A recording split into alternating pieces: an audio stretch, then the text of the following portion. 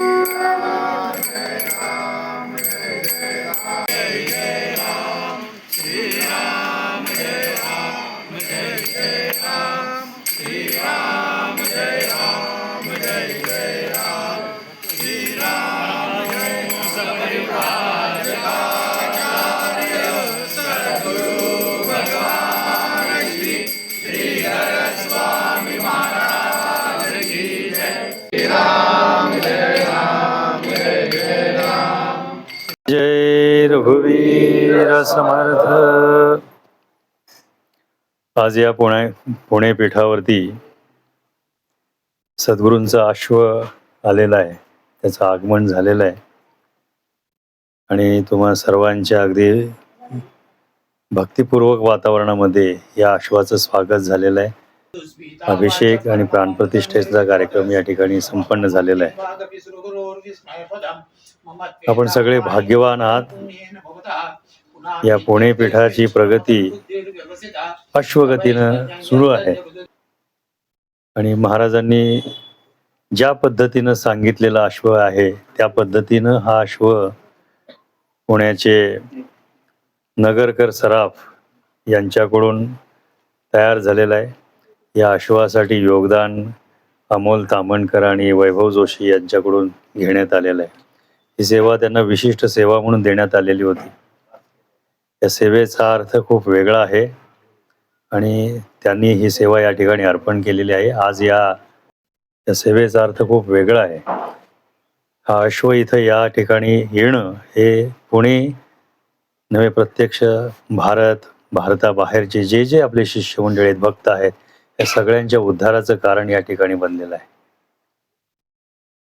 हा अश्व जो आहे हा सामान्य अश्व नाहीये, हा दैवी अश्व आहे आणि याला शृंगी अश्व असं म्हणलं जातं. कपोलकल्पित कथा अशा आहेत की बायबल किंवा इतर धर्मयांमध्ये या अश्वाला काल्पनिक अश्व असं म्हटलेलं आहे, पण हे पूर्ण चुकीचं आहे. हे अश्व पूर्वी या भरतभूमध्ये होते नव्हे, याचा संचार संपूर्ण विश्वामध्ये आहे, अजूनही आहे. हा अश्व जो आहे हा बनवताना आपण ज्या पद्धतीनं बनवलेला आहे की सद्गुरूंनी आपल्याला जी चिन्ह सांगितलेली आहेत ती धर्मपीठाची सगळी चिन्ह याच्यावरती आपण अधोरेखित केलेली आहेत, चिन्हांकित केलेले आहेत.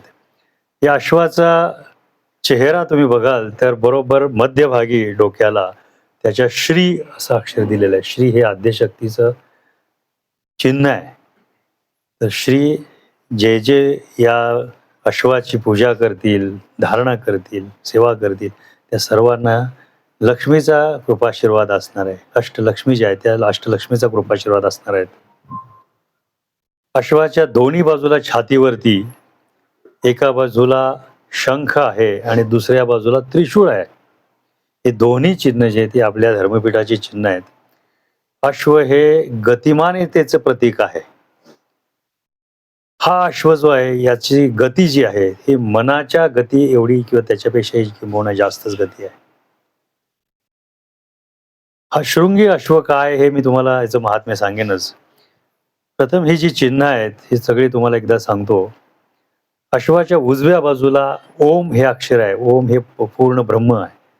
त्याचं ते प्रतीक आहे. ते 21 किरणांमध्ये सूर्याच्या ओम हा कोरलेला आहे. त्याच्यानंतर त्याच्या शेजारीच पद्म म्हणजे कमळ आहे. हे आद्यशक्तीचं चिन्ह आहे. अश्वाच्या डाव्या बाजूला स्वस्तिक आहे, जे नाथ संप्रदायाचं उलटं स्वस्तिक आपण म्हणतो त्या पद्धतीने ते स्वस्तिक आहे. आणि त्याच्या शेजारी सुदर्शन चक्र जे आहे ते त्याच्या शेजारी आहे. अश्वाच्या दोन्ही पायाला पाठीमागच्या बाजूला पायावरती अब्दागिरीच्या खुणा आहेत. त्या अब्दागिरी म्हणजे छत्र आहे. ते छत्र काय आहे तर वरती महाराजांच्या पादुका स्थापित केलेल्या आहेत. ज्या आपल्या इथं पादुका आहेत त्याच पादुका चिन्हांकित करून महाराजांच्या पादुका त्या अश्वावरती स्थापित आहेत. म्हणजे प्रत्यक्ष महाराज अश्वारूढ झालेले आहेत या ठिकाणी. आणि अश्वारूढ झाल्यामुळे त्यांची जी गती आहे ही खूप मोठी गती आहे.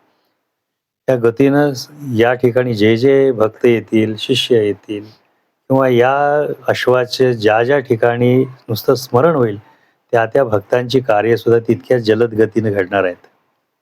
आणि म्हणून हा अश्व आपण या ठिकाणी बनवून घेतलेला आहे. ही आपली चिन्ह आहेत ही संपूर्ण. ह्या अश्वाचं पाठीमागचं शेपूट बघाल तुम्ही तर हे सिंहाच्या शेपटीसारखं शेपूट आहे याचं, कळलं का? आणि पुढचा जो भाग आहे हा अश्वाचा आहे.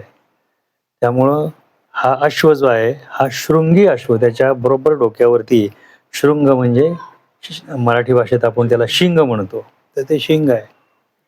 आता हे शिंग का असावं? शिंगच का? इथं दुसरा काय असा गोल का आकार दिलेला नाहीये किंवा त्याला काय डेकोरेटिव्ह दुसरं का केलेलं नाही, याला सुद्धा काहीतरी कारण आहेत. आपण जेव्हा ध्यानाला बसतो आपले हे दोन डोळे आहेत की नाही, डोळे बंद केल्यानंतर आपण काय करतो? ध्यान लावताना कुठं ध्यान लावतो आपण? भ्रुकुटी मध्यामध्ये लावतो आहे की नाही? भ्रुकुटी मध्यामध्ये ध्यान लावलं म्हणजे कपाळावरती ध्यान लावलं तर तिथं हे शृंग आहे. एकाग्रता कुठं होते? इथं होते. इथं मातापूर निवास आहे, लक्षात ठेवा. त्यामुळे ते शृंग जे आहे ते बरोबर त्या ठिकाणी आहे. आणि हे शृंग म्हणजे कसं आहे की उंच आहे. उच्च उच्च पदाला पोहोचवण्याचं कार्य जे करतो ते हे शृंग करतो. हा जो शृंगी अश्व आहे हा एकात्मतेचं प्रतीक आहे.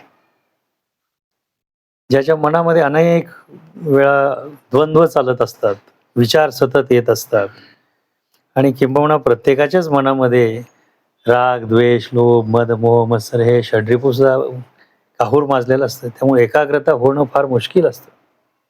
परंतु या अश्वाचं हे जे प्रतीक आहे शृंग, हे शृंग काय करतं तर तुम्हाला एकाग्रता देतं. मगाशी कोणी माझ्याबरोबर त्या सराफांच्या दुकानात होतं की नाही माहिती नाही, परंतु त्याचे जे मालक आहेत दिलीपराव नगरकर म्हणून, त्यांनी अश्वाचं तिथं पूजन केलं आणि दर्शन घेतलं डोळे बंद करून. आणि त्यांना बरोबर ते शृंग असं तेवढंच दिसलं डोक्या म्हणजे ह्याच्यामध्ये नमस्कार करतात. त्यांच्या मनात कुठलाही भाव नव्हता त्यावेळेला, त्यांनी ते सांगितलं. म्हणजे एकाग्रता इमिजिएटली साधली गेलेली आहे त्यांची. तर हे जे आहे हे एकाग्रतेचं प्रतीक आहे. अध्यात्मामध्ये तुम्हाला पावित्र्य पाहिजे असेल तर हे पावित्र्याचं प्रतीक आहे. मनामधले सगळे क्लेश विकार जे आहेत हे तुमचे काय होत असतात, निघून जात असतात याच्यामुळं. म्हणून याचं दर्शन करणं किंवा याची पूजा करणं हे फार महत्त्वाचं आहे. त्याच्या दर्शनाने हे आपल्या मनातले विकार सगळे नष्ट होतात. शृंग जे आहे हे शृंग विलक्षण शृंग आहे. या विलक्षण शृंगामध्ये काय शक्ती आहे की ज्याच्यामुळे त्याचं दर्शन घ्यावं? आणि या शृंगामध्ये सगळे विषारी द्रव्य खेचून घेण्याची ताकद आहे, लक्षात ठेवा. ज्या ज्या लोकांना ज्या ज्या व्याधी असतात, निगेटिव्ह एनर्जी असतात, ते निगेटिव्ह एनर्जी ह्या शृंगामध्ये काय केल्या खेचून घेतल्या जातात आणि त्याला व्याधीमुक्त केला जातो, रोगमुक्त केला जातो. आणि म्हणून हे शृंग जे आहे हे फार महत्वाचं आहे. दुसरी महत्वाची गोष्ट म्हणजे याच्यातून कॉस्मिक एनर्जी जी आहे ही कॉस्मिक एनर्जी खेचली जाते, कळलं का? हे स्टोअर केली जाते याच्यामध्ये. आणि ती स्टोअर केलेली जी एनर्जी आहे तुम्हाला सर्व भक्तांना प्राप्त होते. म्हणून या अश्वाची पूजा करणं किंवा याची ध्यान करणं हे फार महत्वाचं आहे. या अश्वाचे वेगवेगळे उदाहरणं देता येतील आपल्याला. पूर्वी ज्यावेळेस प्रलय झालेला होता आणि प्रलयाच्या आधी वैवस्वत मनू म्हणून, मनू ज्याला आपण म्हणतो, पूर्वी त्याचं नाव सत्यव्रत राजा होतं. मनू राजा त्याला असं म्हटलं जातं. तर त्या राजाला ज्यावेळेला तो सूर्याला अर्घ्य देत होता, ते अर्घ्य देताना नदीच्या पाण्यात ओंजळभर पाणी घेतलं. त्या पाण्यामध्ये एक छोटेसे काय झाले, मासा त्याच्यामध्ये आले, मासळी. आणि ती मासळी त्याला काय म्हटली, की "राजा, तू मला वाचव, नाहीतर हे बाकीचे मोठे मासे मला खाऊन टाकतील." मग त्या राजाने तो ओंजळीतून घेतला. पण ओंजळीत घेतल्यानंतर हळू तो मोठा व्हायला लागला. आता मोठा झालेला अश्व काय करायचा आहे आपल्याला? तर तो अश्व आपण एखाद्या डबक्यात ठेवूया. मग त्याच्यासाठी डबकं तयार केलं. पण ते डबक्यामध्ये सुद्धा तो मोठा व्हायला लागला. डबक्यातून मोठ्या तळ्यामध्ये सोडला त्याला. ते तळं संपूर्ण भरलं, मापून घेतलं त्या माशानं. मग त्याला त्याच्यासाठी काय केलं, नदीत सोडलं. नदी सुद्धा मोठी भरली. आता नदी भरून परत काय करायचं, मग समुद्राला सोडलं. समुद्र सुद्धा त्यानं व्याप्त केला आणि समुद्र व्याप्त केल्यानंतर जाग भरपूर तो शिल्लक व्हायला लागला. मग त्यावेळी हे पृथ्वीवरती प्रलय आलेला दाखवलेला आहे. आणि प्रलय आल्यानंतर त्या याला सांगितलेलं होतं, की ज्यावेळेला हे प्रलय येणार आहे, तुम्ही काय करायचं आहे, तर बोटीमध्ये बसायचं आहे. तुम्हाला जे काही आवश्यक द्रव्य आहेत, जिन्नस जे आहेत आवश्यक, ते तुम्ही घ्या तुमच्याबरोबर. जी काही तुमची लोक आहेत त्यांना बरोबर घ्या, तुमच्या बरोबर असणारे सगळे, आणि त्यांना बोटीत बसवा द्या. आणि त्या बोटीमध्ये बसवल्या. त्या शृंगानं काय केलं, त्या माशानं ती बोट जी आहे ती वल्हवत इच्छित स्थळापर्यंत नेऊन पोहोचवली. म्हणजे त्या सगळ्यांचं संरक्षण केलंय. आता हा झाला तुमचा पौराणिक कथेतला अर्थ आहे. त्याचा दैवी अर्थ खूप वेगळा आहे. कळलं का? दैवी अर्थ खूप वेगळा आहे. हे कथा आपण वाचतो आणि त्याच्यामुळे लोकांना काय वाटतंय, हे पुराण कथा हे काय कपोलकल्पित आहेत, त्याच्यात आहेच काय? त्यामुळे हिंदू धर्मावरती टीका करणाऱ्यांची संख्या असंख्य आहे. आणि हिंदू धर्मातली लोक सुद्धा त्यांच्या आपल्याच धर्मावरती टीका करतात, का तर त्यांना हे पुराण किंवा हे सगळं काही माहिती नाहीये. आध्यात्मिक अर्थ त्यावेळी शिकवले जायचे, पण नंतरच्या काळामध्ये जसजसे लोकांची भौतिक प्रगती होत गेली, अध्यात्मापासून लोक दूर व्हायला लागली आणि त्याच्यामुळे त्यांना खरा अर्थ समजलाच नाहीये. ज्यावेळी त्याने सांगितलं, की मला बाकीचे सगळे मोठे मासे खायला आलेले खातात, ते मला वाचव. त्या ओंजळीमधला मासा मोठा व्हायला लागला. म्हणजे काय, आपण ज्यावेळेस साधनेला बसतो, ध्यानाला बसतो, जपाला बसतो, त्यावेळेस काय होत असतं, पहिल्यांदा हळू आपल्याला थोडेसे, जसे कुठली गोष्ट मधाचं बोट लावल्याशिवाय तुम्हाला ते बरं वाटणार आहे का? साखर गोड असते, पण हे खाल्ल्याशिवाय कळणार आहे का? हे साखरेचं एक कण द्यायचं, जसं मधाचं एक बोट द्यायचं, मग तुम्हाला काहीतरी एक अनुभव यायला लागतो. नंतर हळू एक अनुभव, 2 अनुभव, नंतर तुम्हाला सूक्ष्माशी संबंध यायला लागतो. तसं हे जसजशी तुमची साधना घडायला लागते, तसं काय होतं, तुम्हाला विश्वाकार रूप जे आहे ईश्वराचे तुम्हाला दिसायला लागतं. विश्वदर्शन व्हायला लागतं. विश्वात काय गोष्टी आहेत, जे आपल्या बाह्य चक्षुनी दिसत नाही, ते तुम्हाला अंतर्चक्षुनी दिसतं. कळलं का? तुम्ही ज्ञानेश्वरीवरती आता ध्यान साधना घेणार आहात. तुम्ही आशीर्वाद मागितलाय ना, तुम्हाला आत्ता आशीर्वाद देतोय मी. तुमच्याकडून हे उत्तम पद्धतीनं घडावं. तर जसं आपण सूक्ष्माकडे जायला लागतो, तसा त्याचा विस्तार खूप मोठा दिसायला. आणि म्हणून कोणी म्हटलेलं आहे, की बर्फ जो असतो तो पाण्यावरती तरंगतो, परंतु त्याचा 7 अष्टमांश भाग पाण्यामध्ये असतो आणि 1 अष्टमांश वरती असतो. मी म्हणतो, तर अगदी त्याची टीप जी आहे ना, तेवढीच वरती आहे, बाकी सगळं सूक्ष्मामध्येच आहे. एवढं विश्व मोठं आहे. आपलं ब्रह्मांड खूप मोठं आहे आणि या विश्वामध्ये अनेक ब्रह्मांड आहेत, लक्षात ठेवा. आणि हे सगळं व्याप्त करून उरलेला जो आहे, तो 10 अंगुली, 10 त्याची बोटं तरी शिल्लक राहिलेला आहे. तो विराट पुरुष आहे. तो कोण आहे? सद्गुरू आहे, लक्षात ठेवा. निर्गुण निराकार तत्व आहे. ते तुमच्यासाठी आकार घेत असतं. तर ती मासळी जी आहे ती मोठी होत गेलेली आहे. आणि तिनं काय केलं, हे बोटीत बसलेले होते, त्या बोटीत बसलेल्या लोकांना काय केलंय, शृंग जे त्याचं होतं, त्या माशाला शृंग आलेला आहे. ते मत्स्यावतार बघा तुम्ही, त्या मत्स्यावतारामध्ये काय झालंय, मत्स्य एवढा मोठा झालेला आहे तो, आणि त्याच्या डोक्यावरती शृंग आले. ते डोक्यावरचं शृंग जे आहे ते बोटीला त्यानं लावलेलं आहे आणि बोट तो असं ओढत घेऊन जातोय, वल्हवत घेऊन जातोय. अशा पद्धतीने ते महाविष्णूचं रूप आहे. महाविष्णूचा पहिला अवतार जो आहे तो मत्स्य अवतार सांगितलेला आहे. वराह तसाच आहे. तर हे सांगायचा उद्देश काय, की हे काय घडतं? ज्यावेळी तुम्हाला सांगितल्या राजाला सांगितलं, की "तू काय कर, बोटीमध्ये बैस." बोट म्हणजे काय आहे? काय आहे बोट म्हणजे?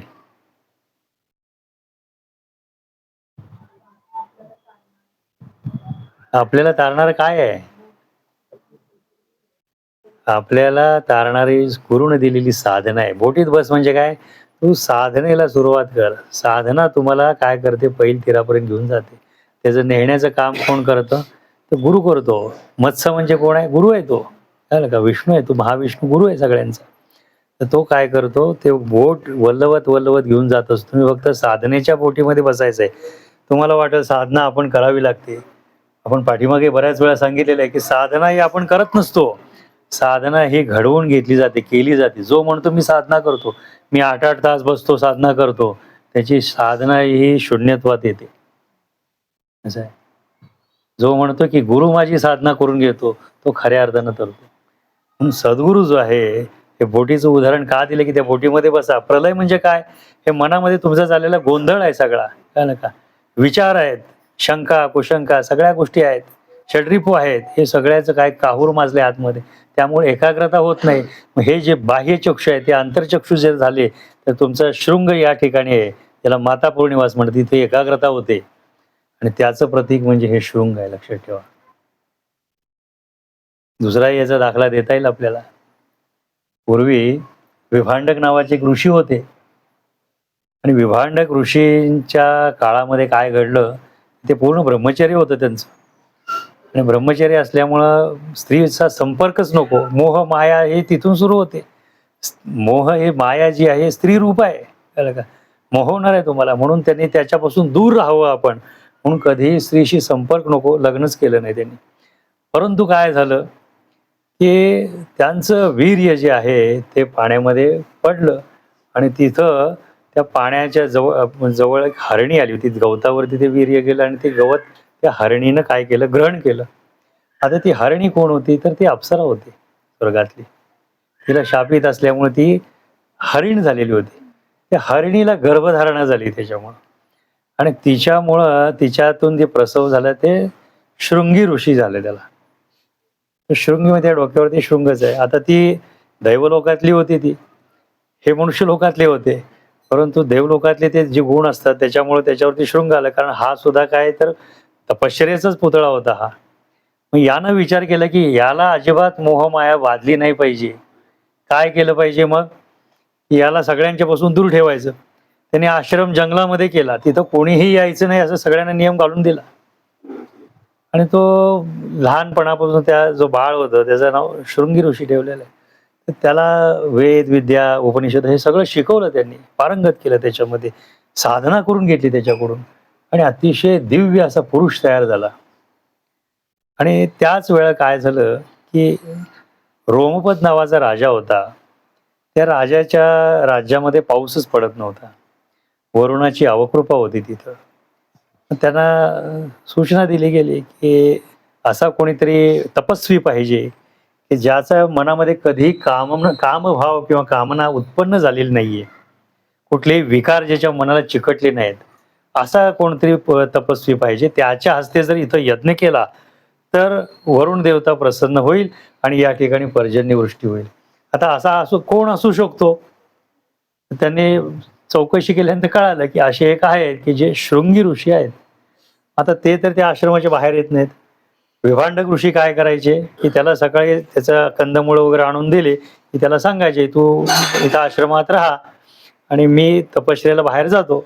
मग ते तपश्चर्येला बाहेर जायचे. त्यावेळेला बरोबर काय केलं त्या राजाने, त्यांच्या काही गणिका होत्या, त्यांना सजवून वगैरे पाठवलं त्याच्याकडे. काही करून म्हणे त्याला तुम्ही घेऊन यायचं इकडं. ते गेल्या. मग त्याला गोड बोलवून, बोलवून त्याला गोड खायला पदार्थ दिले. त्याने कधी लाडू वगैरे काही खाल्लेच नसतील. हे काय खायचं असे पदार्थ हे माहितीच नाही त्यांना. त्याला ते रुचकर वाटले. दिसायला सुंदर होत्या. त्यामुळं गोड-गोड बोलून बरोबर त्याला फोस लावून त्यांनी काय केलं, त्याला घेऊन आल्या.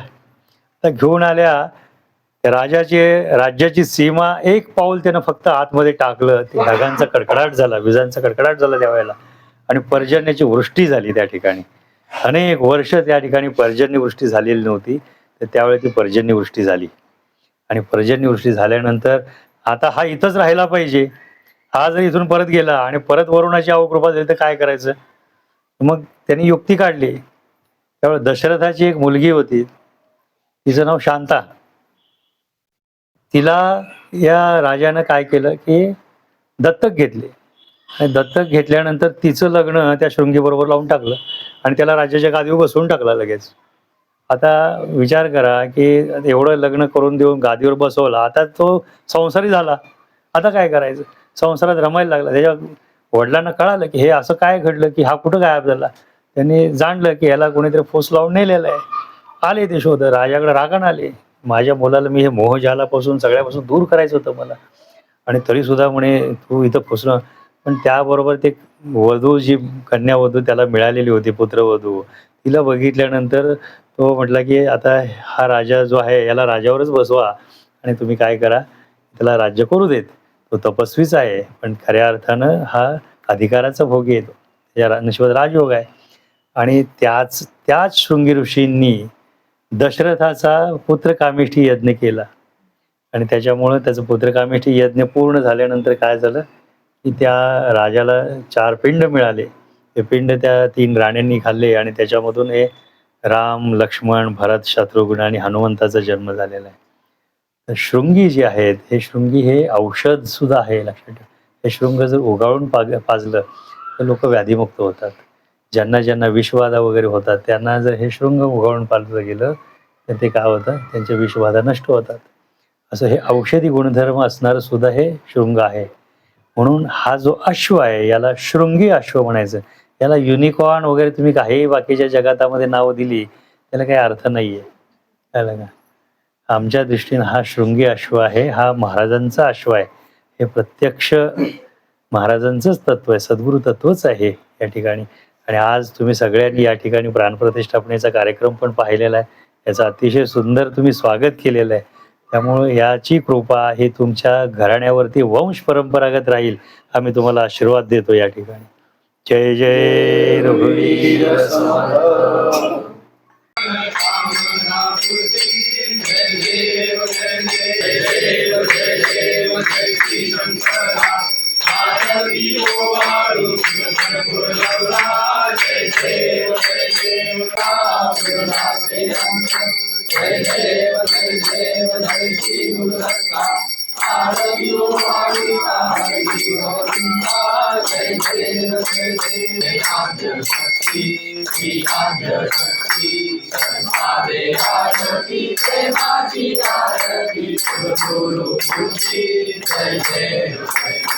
श्रीराम जोशी असे रामचा शिष्य आई सनातनी त्या मारी देश निर्गुण निरंजनी वास ज्ञानांचा नमस्कार त्यांना मम पावयाचा नमस्कार त्यांना मम पावयाचा ओंकार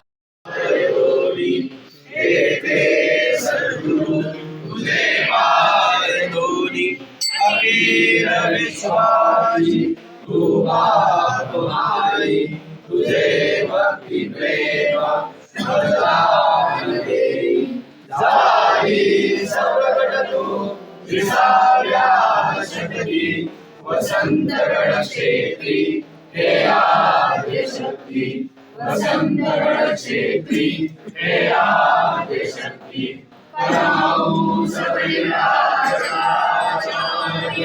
सद्गुरु भगवान श्री स्वामी महाराज की जय, महाराज की जय, गोरक्षनाथ महाराज की जय, आद्य शक्ति माता की जय, परम पूज्य सद्गुरु भगवान श्री रामचंद्र स्वामी महाराज की जय।